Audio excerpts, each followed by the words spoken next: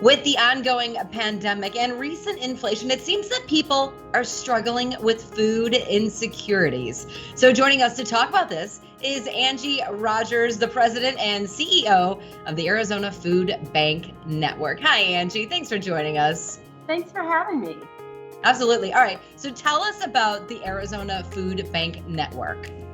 So the Food Bank Network organization has been around for over 40 years. We're a support organization for the 5 large food banks, and 3 here in the Valley, and 1 in Tucson, and 1 in Yuma. And we've most recently helped support a facility down in Nogales, Arizona, where they bring fresh fruits and vegetables across the border into the United States, and maybe it gets rejected by USDA because it's either mislabeled or not quite perfect, but certainly eligible for consumption. And we're excited about being able to offer all of that fresh produce to the rest of the state and even across the Southwest. Yeah, and we know that inflation is having the cost of produce and groceries and those items going way up. How has inflation impacted the food banks? So in a couple of different ways. Obviously, the clients that are coming to us are saying their dollars just aren't stretching quite as far as they used to. So where their $100 grocery trip might have covered, a week or 2 weeks, now it doesn't cover that long, and so they need to come to the food bank to help supplement those food budgets.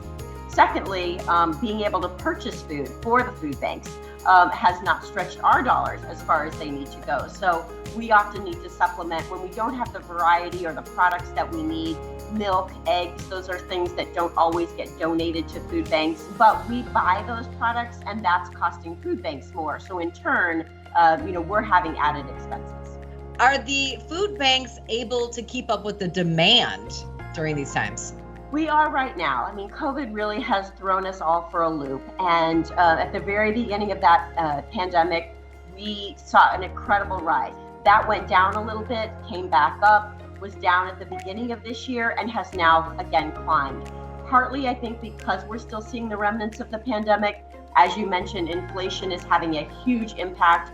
Yeah, and I was surprised to learn that older adults are the fastest growing food insecure population, but they're not using all of the resources available to them. Why is that? Well, they are using food banks. We have the Commodity Supplemental Food Program, which serves strictly seniors. But what they aren't participating in is the SNAP program, or the food stamp program. And I think for a number of reasons, older adults tend to be maybe a little more proud about asking for help, so they might be embarrassed. They might think, well, that's reserved for people who are more needy than myself.